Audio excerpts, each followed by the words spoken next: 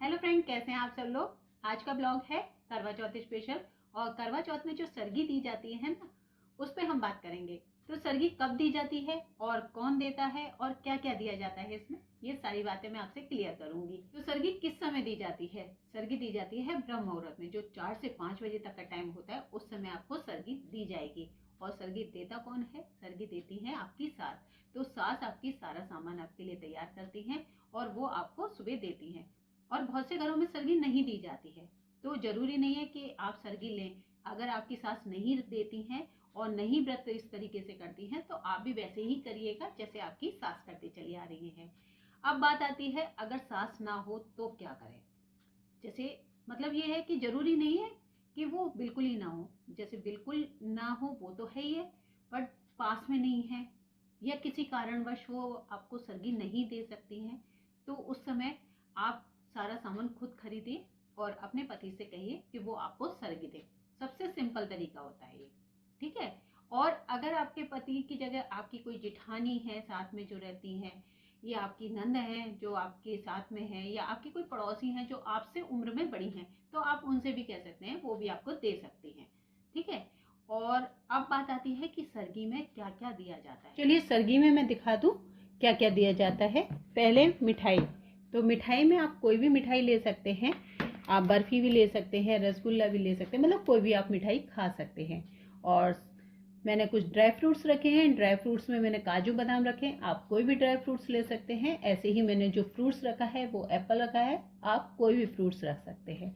तो ये जो सरगी है आप इसे सुबह खाते हैं। और इसमें आप फैनी भी इस्तेमाल कर सकते हैं, मठरी भी इस्तेमाल कर सकते हैं। बहुत से लोग अन्न नहीं खाते हैं, तो उनके लिए ये है कि वो इस सरगी को ले सकते हैं।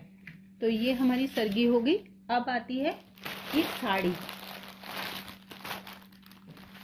साड़ी आप किसी भी कलर की ले सकते हैं, बस ध्यान रखिएगा काले कलर की या गहरे नीले कलर की ना हो।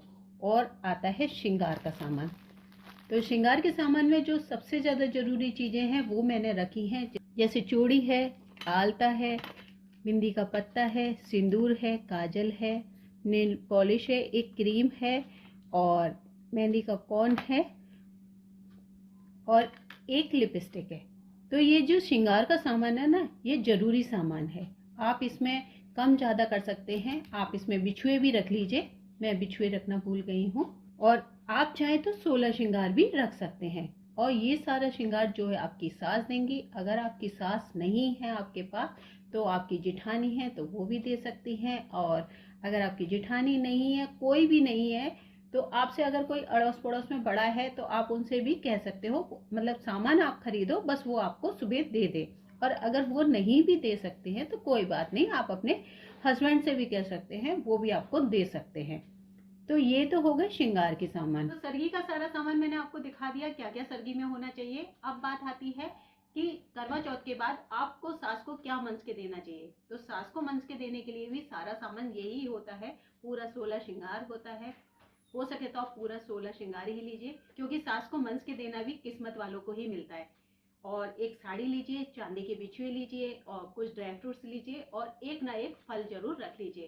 पहले करवा माता के आगे रखिए, और उसी समय आप जब कहानी कहें तब अपनी सास को मंच के दीजिए। और किसी कारणवश आप अपनी सास को मंच के नहीं दे सकते, तो उस स्थिति में आपको क्या करना चाहिए, आप एक साड़ी खरीदिए।